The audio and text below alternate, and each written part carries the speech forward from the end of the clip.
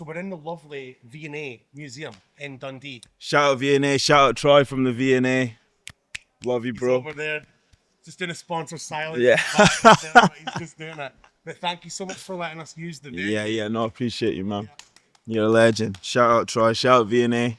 We played here in October. We did. That's what it actually kind of seems like a good idea to do this year. Yeah. Because we played right across there, both of us. Yeah. It was good, man. Sold out night. Halloween. Dundee came out. Sold out in Dundee is not an easy feat. I know, man. We did it. It was big numbers. 1,000? One person that sells at events in Dundee, and her name's Hannah Lane, man. I know, man. Shout out Hannah Lane, though. Shout out Hannah Lane.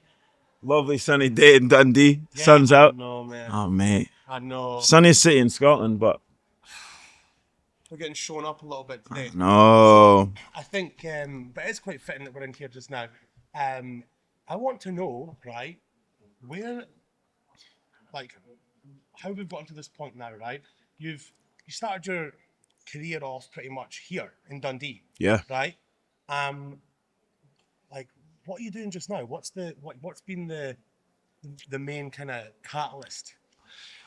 I mean, it's just been consistent work, really. Consistent, constant work. Like, I mean, you know the same as me. It's like, it's not always sunshine and roses. It's like, when it's tough, that's when you need to double down and when you need to put in the extra effort. And I think, like, from doing that first Dundee gig at Duke's Corner or whatever it was, like playing off a laptop with like, yeah, it's a mad thing, man, Dundee. But then to now, obviously, this week, I played Pasha on Monday in Ibiza, which was great. It's my second Ibiza show of the summer so far.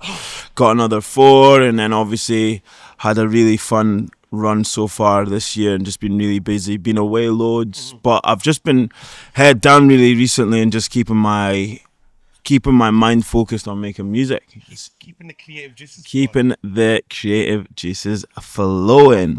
So, I think I want to get really stuck into speaking about this new EP, okay? Yeah. So I've heard the tracks, right?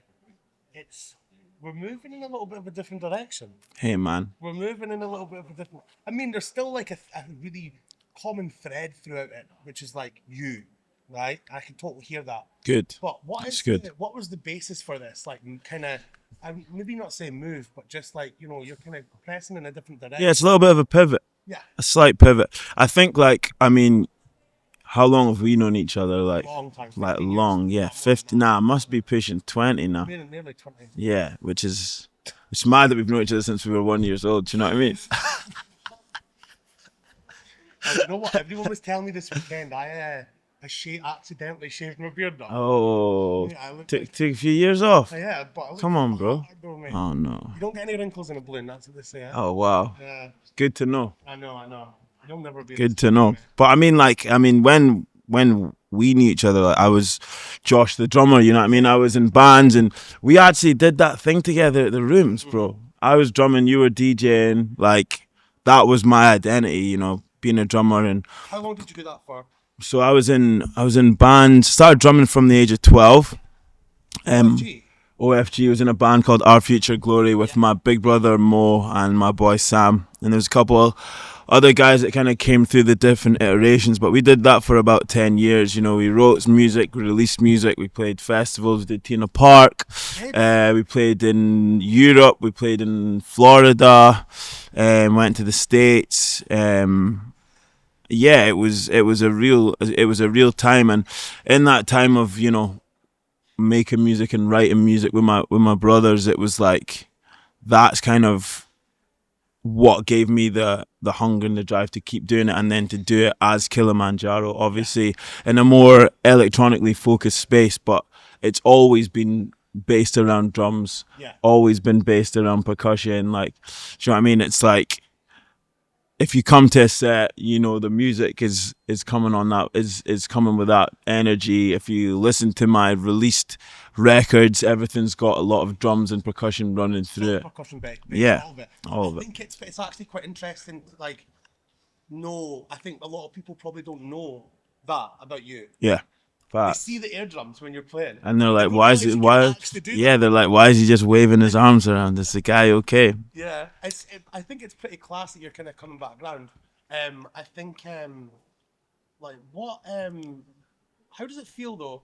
You're obviously making electronic music now, and like you're with the EP itself. I can hear that you're kind of bringing actually more. It's like it's less electronic and probably more like Moving back to yeah, we're the moving back. yeah. So I think basically, what I loved about the music that I made before I started DJing was that I felt that through kind of being able to slow things down and bring in more elements and take people on more of a journey, you can tell more of a story. So then, obviously, kind of starting as Kilimanjaro, I got to work with some unbelievable producers. Obviously, like first release came out with Hammer, shout out Rory, legend, genius. And then was able to work with people like Third Son, Rami Ali, and then kind of did stuff with Melee and a few other people, and then obviously did some solo stuff. But what I felt, or what I've felt that I've not been able to do as Kilimanjaro in the kind of DJ space is like really tell as much of a story through the music. So I think with this new EP, I've really kind of taken a step back and been like, right, okay, what is Kilimanjaro as not just a DJ but as an artist? What does Kilimanjaro look like as someone who has a story to tell and who's been through things, who's seen things and wants to share those experiences with other people? And like, how do we do that within the vehicle that is Kilimanjaro? So that's basically what this kind of 9-track tape, EP, mixtape, I don't know, people can call it whatever they want to call it, but it's definitely much more of a self-expression, and it's really peeling the layers back, and yeah, just kind of getting to know me as me, really. How did you come about planning it? How did you come about like where did the concept originate from? I know you wanted to kind of tell the story, but what prompted that? I mean, I think it's really come from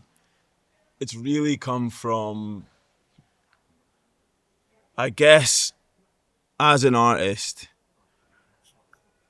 you experience life differently from anyone else that you know, because the people that knew you before, like when you were at school or your family, or you know when you were playing football or at uni or whatever, they know you as that person. They know you as that Josh or whatever. And then the people that you meet afterwards in the scene, in the industry, other DJs, like They know the they Kilimanjaro. know Kilimanjaro, Got but ya. then people who know Kilimanjaro don't really know the true Josh. Yeah. And then your mates and your family know Josh but don't know what it's like to be Yeah. Kilimanjaro, and you're kind of operating out of this space of like loneliness is the word, but it's not loneliness. No. It's like you're doing it on your ones, really, and Yeah. and only really you know what that feels like. And I think that's the story that I'm trying to tell. And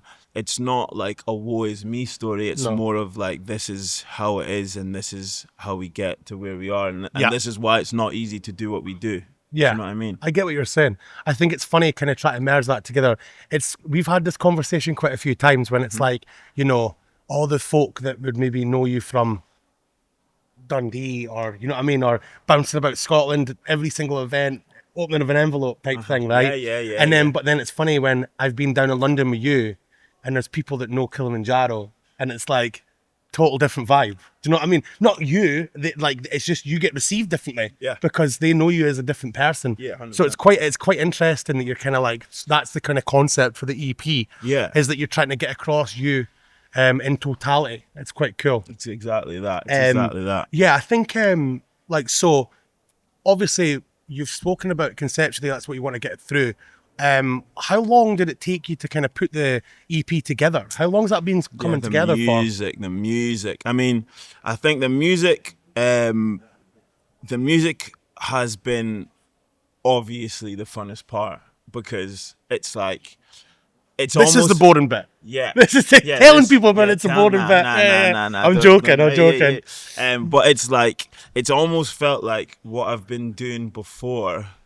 I think when you make music for a club, for the club setting, like some people are amazing at it, and it's like they can use those parameters and that space and can fully express themselves within that space. Whereas because I've come from like the band scene and like from music where you can slow things down, you can speed things up. That doesn't always have to be 4 on the floor. It doesn't always have to be driving. It can, doesn't have to be fast. It doesn't have to be fast. It doesn't have to, keep energy or keep momentum. It's like, oh, okay. What happens when I use what I've learned in that space and what I've learned as Kilimanjaro and what I've learned as Josh the human being and bring all those experiences together and take the shackles off. Got you. And just write music that I want to write without having fear of it needing to be played in a club. Yeah. And I think that's what's been really exciting. So it's like it's really been probably about a 2-year process. We've been working with so many different producers from all over the world, so many different amazing artists, singers, rappers. It's class. Yeah, like musicians. I almost said instrument players. Instrument players, mate. Yeah, then real instrument players. The ones that really seriously play them. No, I think that's class. Really cool. Do you know what? Actually, quite interesting. Like hearing it when Ed got hit up about doing this. When did you hear it? Like last week. Last week. Last week, mate. Yeah, fresh off the press. And do you know what? I'll be honest with you. Like I said before, there, totally not. What I was by God. Yeah, caught you off guard, but good, in the best possible way. I'm like, I'm not focused on just clubby. I want to hear like everything, and I think it's like really interesting to hear like what you've built that concept around. Who would you say in your life has like inspired the music? I mean, there's obviously a few controversial ones in there, namely being Kanye West. Not the most perfect role model, but I think like what he's done with his music, where he just like really just pushes the boat out, and you don't really know what you're gonna expect from him sonically. I think that's great. So he's definitely one. But then if you look at pioneers like Daft Punk, like Block Party were a real big influence for me. Kelly, he was like a total proper boundary pushing artist. Yeah, people forget. Serious, bro, for serious, because they set the tone. Yeah. You know what I mean? Like that first album, Silent Alarm, for them to then jump to Weekend in the City, it was like such a jump from like the band to the more electronic thing, which is I guess what we ended up doing as Our Future Glory OFG. But then I think like you can even look at like the XX and Jamie XX and how he's done that project, or those projects, and it's just there's so many different inspirations. I feel like being in that world before I was in the DJ electronic space really helped me with the writing process for this, because you find yourself working with obviously different producers who speak different languages with different singers, songwriters who speak different writing languages, and you write differently, and then you've got musicians in there, and everyone's kind of in the room, and they're trying to and you're just trying to conduct the situation. I was just ready to ask, how do you navigate that though? Like obviously being in there with everybody that's kind of doing things differently, that must have been quite a hard thing, because it's conceptually new for you. Yeah. So how did you go about like orchestrating that? That's probably the right word, eh? Yeah, 100%. I feel like the main thing that I put together like right at the start of this process was a one sheet that had my 3 writing pillars on it.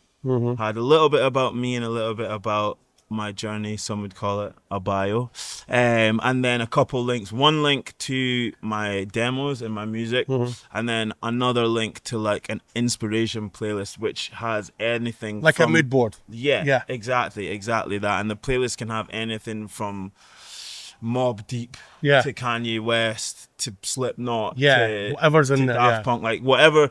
If I've heard something in a song that I'm like, yeah, that what I can't name it, but it's the that it's thing. there, it's in there, Yeah. and that's kind of what's in there. And then the three writing pillars are drums and percussion have to be like front and center. Yeah. Needs to have some sort of Afrocentric element, whether that's like a sample, whether that's instrumentation. Like there needs to be some sort of Afrocentric element in there. And then the third one, which I think has probably been the most key difference between the stuff I was putting out right at the start of Kilimanjaro as a project and now, is like a vocal. So either sung, spoken, male, female, mine, someone else's sampled, it doesn't matter, it just needs to have like a vocal. Yeah, that people can kind of hook on to, that they can take home, that they can take away, that's in their heads when they're having a shower, they're driving, listening to it in the car. Do you know what I mean? It's like that earworm is like what we're trying to achieve. And I think like when you write in all these different spaces, if you have these three pillars, then whatever you make sounds like Kilimanjaro music. Yeah, it makes sense. And that's why you've listened to the tape and it's like, oh, this is very different, but it's still very Kilimanjaro. Yeah. Do you know what I mean? Well, And the tracks are even in there are like the opening track and a few tracks through the middle, like you're like, they're different, but they feel part They've got of the one. pillars. Yeah. I get you. Do you know what? That's something I speak to students about when I'm teaching like production, is like, you know, if you want to keep a thread, then you need to base it within like some confines. Yeah, there needs to be some sort of parameter. Structure, yeah. Yeah, 100%. That's cool to actually hear somebody, an artist, say that though, because it's not often you get the secrets, you know what I mean? Like, but bro, do you know what the thing people for like me? to pretend that they're like, it's just free a and genius. easy and this is the way I am. No. But do you know what the thing for me was, because I'm not because I'm working it with so many different people, it was like you'd go into sessions and like what I've just described there in 15 seconds, I'd be trying to like figure that out over like a 10-minute just spiel of me just blabbing Blah, blah, blah, blah. nonsense. You know what I mean? And you do that like, and at the start I was doing like, if I'm doing 4 or 5 sessions a week, like 4 of those are with new people at the beginning. Do you know what I mean? While we're finding the people that we want to work with. So it was like, Has it been became a stressful? lot. It has been stressful. Yeah. It like initially it's been stressful, and it's like working like that so intensely during the week and then doing the shows and the travel at the weekend. It's like, it's a lot. Intense. It burns a lot of energy, but also it's accelerated me through the process so much quicker, and I've been able to write like some of my best music in and throughout the process, but then also now getting to this point and then looking forward to what's coming next, because it's done now. It's done now. It's done now, and I'm still in studio 3-4 times a week. Unreal. So you've still got the juice. Yeah. I This love is just. It's gonna be sick, but this is just like tip of the iceberg stuff. Like, I love that. It's very exciting. So out of all 9 tracks on the EP, right? It's an EP. It's massive. It's an EP. 9 tracks is a lot for an artist. It's an extended. It's an extended player. Extended play. So out of the 9 tracks, what's your favorite track, and why? I mean, they're all my favorites. Yeah. They're all my babies. But Was there one you poured into a little bit more? I think I've got a couple that I really like, but for like different reasons, because they make me feel different. Okay. Like there's a track on there. There's a track on there that I wrote in LA with Aluna and a couple others out there that, like, see when you write a song and you're like, this is I love this, I need this, like, I don't know what it is, but I have to take this. Like when you get something, or you get that first bit of it made, you got it on your phone and you go constantly. Yeah. Playing it over and over again. There's a bit there. Yeah. I went triple platinum on my mobile. Like triple platinum. That's brilliant. But that one's a bit more of a heartfelt record, and then what's it about? It's just about 2 people meeting each other, really, Yeah. and about that interaction, and and about it, just it's not always easy when you meet people, you know, and sometimes, you know, sometimes what seems like it's going to be simple and beautiful can actually be a bit more difficult. Yeah. But it's worth working through the hard bits. And I think like with what we do and how we live, it's like there are a lot of interactions that you have, and you have a lot of relationships, and you meet a lot of people, and it's like what I'm trying to do with my music now is tell stories from my life and experiences from my life. But the thing is, when you're writing with people, you're actually you actually all have quite a few shared. You have to come in, yeah. And you have to bring yourself and bring your vulnerability. I know what there. you mean, yeah. Because obviously you're having to spread it. Like everyone's kind of having to put a little bit of their self into it. Yeah. I think it's funny you were saying that about, you know, putting work in terms of relationships. I think that's really important, something to like speak about.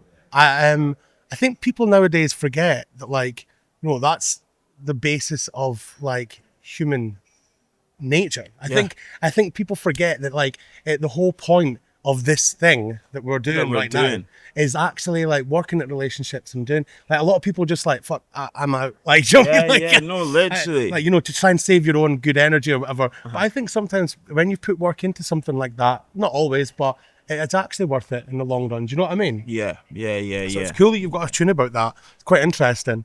So out of all the tracks on the EP, right, what would you say was the hardest to probably nail down in terms of creatively, in terms of the instrumentation?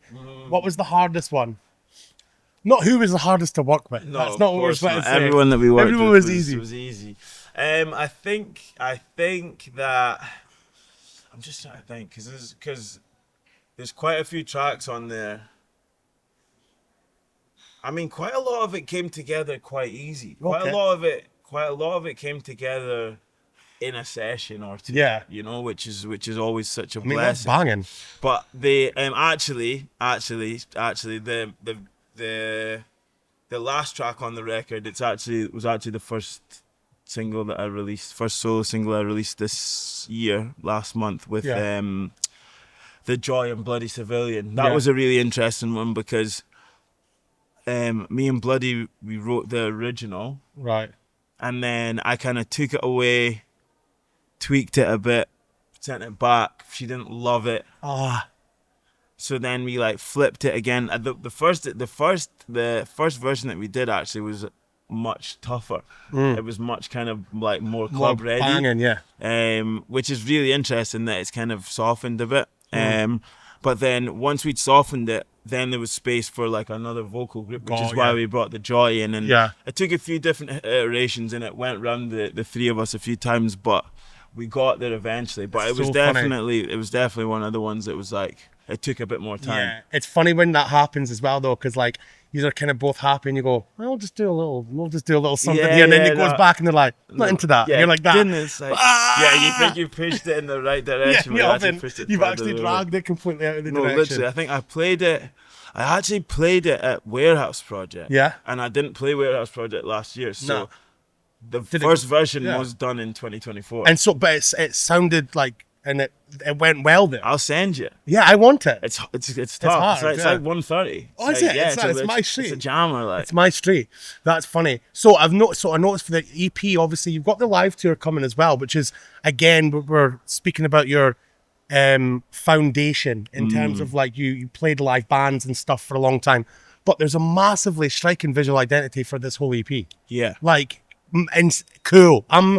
You know me. Yeah, I'm a visuals guy. He is a visuals guy. I love, you know, the story being told through actual pictures and stuff. And where, like, conceptually, again, where did that come from? Like, who, like, for one, who's been working on that with you? Because it's really cool.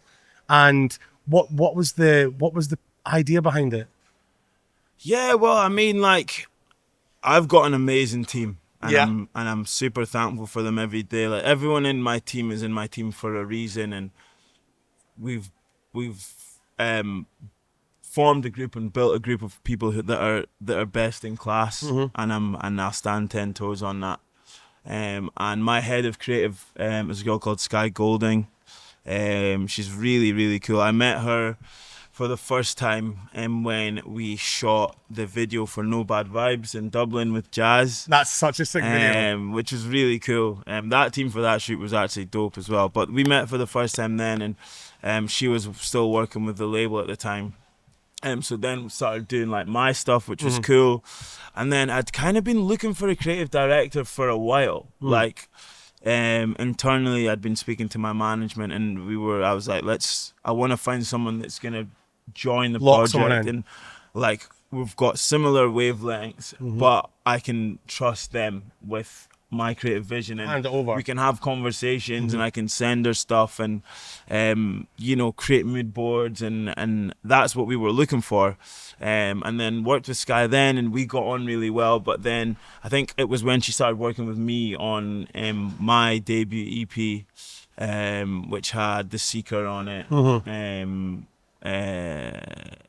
Why is it? I've lost it in my mind now. The first EP. All the tracks, like in that little flurry of tracks he brought out, had like something, like a visual vibe.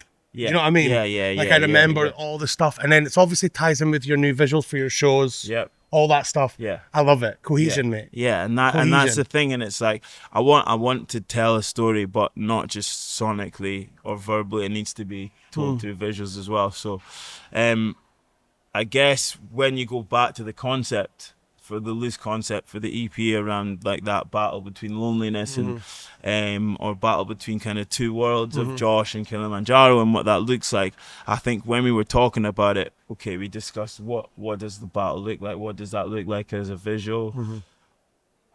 Am I the warrior in the battle? Am I, and that's kind of where we got to where we are with obviously the EP cover, and yeah, I'm really, really happy. I'm really happy with everything. Obviously, Stumble came out last week. Visuals for that are sick. Ra looks great in it. We did the chainmail helmet headpiece thing, which was cool. Heavy?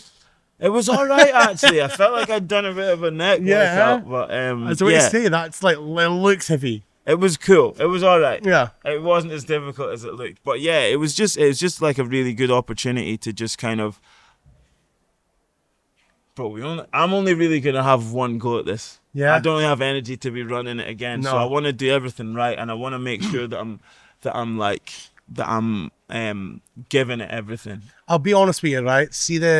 Obviously got sent all the stuff last week for it, and I'm just impressed with like how, again, like I said, the cohesion between like the music, the visual identity, and obviously we'll speak about it in a minute, but like the live show. This is now something that caught me off left field, because you did mention it last year. I think it was here. You mentioned about the live show. What is that happening? You were like, just hold tight. So baby. Right, let's the big announcement, the big reveal, the live show. Right now, when's the first one's happening? Right, and how long have you been prepping this for? And what are you going to be doing, mate? I mean, it's is it live? Is this what it's going to be, or is it like kind of live? It's live. It's live. It's not quite play every single instrument live. Got you. Because there's a lot of instrumentation in the music. Maybe next year. Yeah. But it's definitely. We just felt like that me being behind the decks. I mean, if you've seen me perform before, you know that I like to dance, like to move, like to get involved. Like there's to a get lot out of from performance behind. already happening. Yeah, exactly. So we were just thinking, like, how do we expand that? And when I first met my management back in 2022, like one of the things that I liked about them and they liked about me was that they had live experience, and I've obviously come from that, but wanted to then do that at some point again a bit further down the line. And now we've arrived a little bit further down the line. We're putting together a show that compliments me as a performer. Once people kind of see what's coming, they'll know that I'll be doing vocals. So we're getting what we getting? We're getting Kilimanjaro on the mic. I'm gonna be singing, gonna be Yes. spitting a bit. That's unreal. I'm excited. I'm excited. I want to see it. I'm I wanna see excited. it. I'm very excited. Glasgow, I'm so going to it- be on the drums, and then we're going to have a couple other guys kind of helping Sick. me with stuff, and then we're going to have someone else doing like female vocals that are needed Cool. and stuff. So it should be 3-4 of us on tour. Yeah, very, very, very exciting. We're doing 3 European shows: Berlin, Brussels, Paris. And then we come back to the UK and we do Glasgow, Manchester, and finish in I'll be at the London. Glasgow one. Yeah, 100%, man, front and centre. Are you? And so when's that happening? I have the dates right here, prepped. I think and I actually already ready know the dates, to but I just want to see if you knew them, go. mate. It's so it's November. We do Berlin on the 11th, Brussels on the 12th, and Paris on the 13th, and then we get back to the UK. You're busting between them. Your TB in? We'll bust the European ones and then we'll bust. I don't know if I'm ready for the bus. Actually, on that note, I'm doing a bus tour with Channel Tues in the States. Shut up. Yeah, like 13 days or Shut something. up. Yeah, it's gonna be mad. Mate, no way. Yeah. He's a end of the year. legend. Yeah, he's such a Cool. legend. So, How'd that come I'll about? be prepped. Just grab. Get the call up. Yeah, man. US agents are doing bits. So Yeah. I'm gassed. That's a cool link up. Can see totally 1000% feel the tie between the two of yous. Yeah, because we met in LA last year. Yeah. And then we played together in Australia in January. Played at Lost Sundays. Oh, in Sydney yeah, on yeah, the sweet 4th, which was jokes. But and then we'll be back in the UK to do Glasgow 24th, Manchester 25th, and then London 26th of November. So yeah, that's what's happening. That's the November run. That's the rollout. It's going to be really exciting. We're going to be playing a mix of like older stuff, a mix of the brand new stuff from the EP, obviously, and then maybe be dropping some covers and some other. Cool. It's just going to be fun, man. I just want to have fun. It's going to be a lot of work to put it together. Like we started working on it at the end of last I year. was just about to ask that. How long's the prep been? So it's been with what are we in now? It's July. No. It's June. We're June, June about to hit July, man. My brain's a month ahead. Bro, flying. But we've got we sat down was it last summer? It was, because it was hot. Sat down last summer with the MD and started chatting about stuff and started looking at what tracks we wanted to break down, and then we've kind of formed like, I basically told them what I wanted to achieve, and they were like, this is what you're going to need. And then we're going to start rehearsals probably end of the summer, and we'll just lock in and just do a couple of weeks of rehearsals and then take this on the road. On the road, mate. Yeah, man. That's mad. Must be a bit of a stretch now, though, like having been so used to the DJ format now, flying about here, there, and everywhere. Like, bringing the live performance aspect into it. You nervous? Yeah, I think it's a whole different set of nerves. I think April was me 10 years behind the decks, which is mental. Madness. Because I still feel new. Man. So do you do know what I mean? How's a decade just passed like It's that? Do you know what I'm mad, saying? mate. So, When you were saying like earlier on, known each other for like 20 years, you're like, how? yeah. How, bro? We've not changed. But yeah, 10 years behind the decks. And so obviously like you moving back to like the roots, the nerves in terms of like, because DJing's not I'm not gonna, do you know I know. what I mean? I'll say it so he doesn't have to say it. What he's saying is, DJing's easy. it's DJing is like, it's, you need to know what you're doing, and you need to be able to read the room and feel the crowd and Got ya. and be prepped and be ready to flip in a situation, or sometimes technically stuff might not work or whatever. But that's not ever your but problem.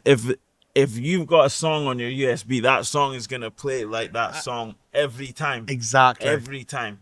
Whereas performance is different, But like mate. it's different, and like I've been speaking to a few friends about performing live. Obviously, Tisha did her live show, so I was at hers in Ibiza last week, and I was just kind of picking her brain about stuff, and she was basically saying like, yeah, she had like she was traveling with 9 people, bro, That's mental. and it's like because that's the other thing as well. When you're DJing, it's on you. Me. It's on you. If you're beat matching, you're getting your things, that's on you. Yeah. Like live, it's like you got someone here, 9 this people. person, this person, this person. Brother, 9 people.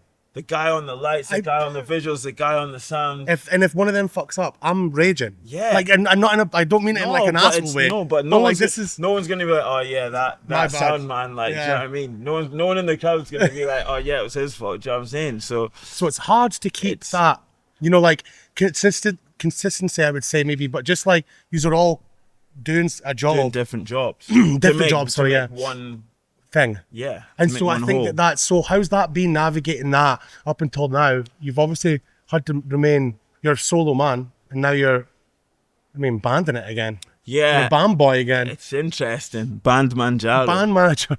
Band Manjaro. I think like, I don't know, man. I'm trying not to deep it too much, to be honest. Don't overthink it. Don't overthink it. There's no point. At the end of the day, if we practice and everyone does their job, it's going to be fine. Yeah. And again, going back to what I was saying before about building a team that's best in class, I'm going to do the exact same thing with the people I'm working with musically. Like my MD's sick, and I'm very confident that we're going to be able to pull together the right people. So, yeah, I'm excited, and nothing good in life comes easy, you know. So, it's been a graft to get here. It's going to be a graft to get there. It's always going to be a graft, but it's always worth it. Yeah, and see the visual aspects as well. How are we going to tie that into the live show? What's that going to look like? I mean, we've been working with a few different visual effects people over the past few years. Like I did my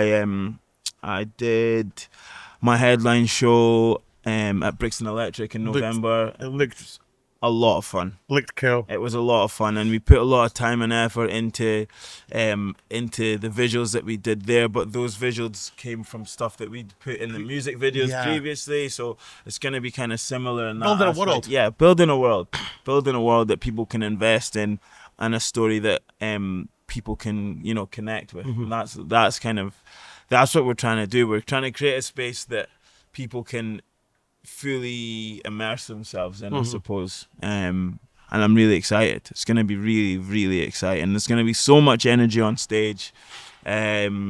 Tops off. Yeah.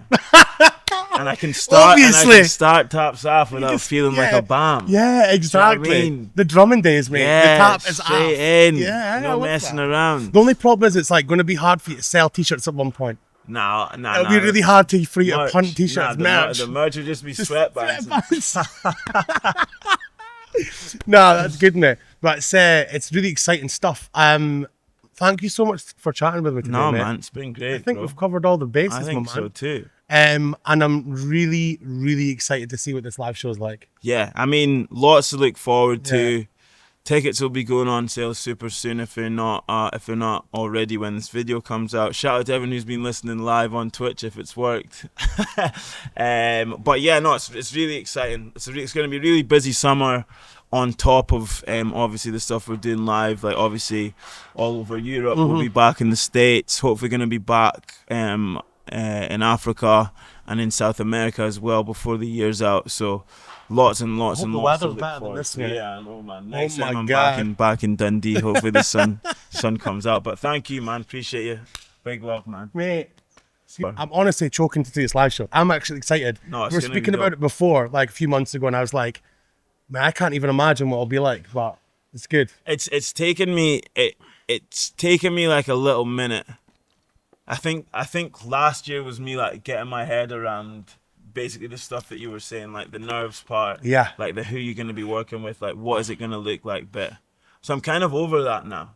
So you're just in. Now I'm just like, let's do it. Yeah. Like I'm ready. In the mixer now. I'm ready. Like I think now that the dates are like locked in, all the venues are sick as well. Like the shows are going to be really intimate, but like, yeah, I'm really excited. What's caps? Like what's the caps looking like for the Euro shows? Euro shows like a few hundred. Yeah.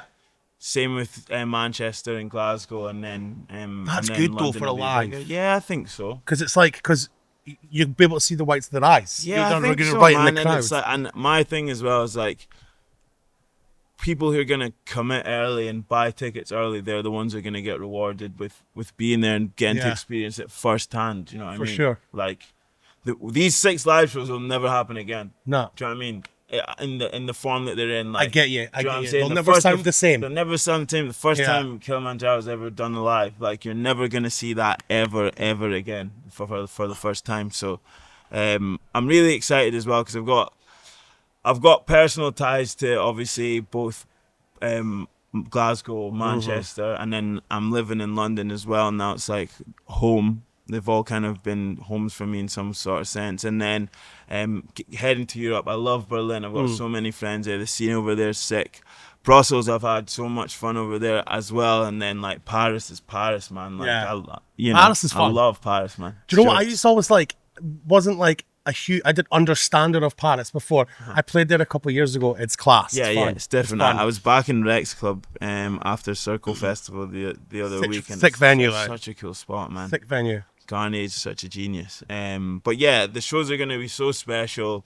And I think special to me as well because it's something that I've been wanting to do for a long time. I think even at It's fine.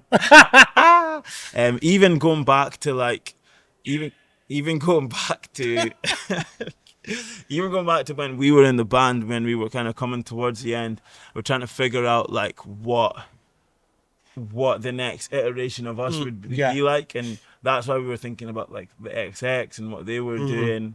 So I think like this form of what I'm doing has always been in my mind. But It's like reverse XX. It's because Yeah. like, you know, it was like the XX, then Jamie. yeah, But you're like, nah, it's Kilimanjaro and then the live stuff. yeah, exactly. So I get it. I quite like, I love the idea of you like moving into this because this is your bag.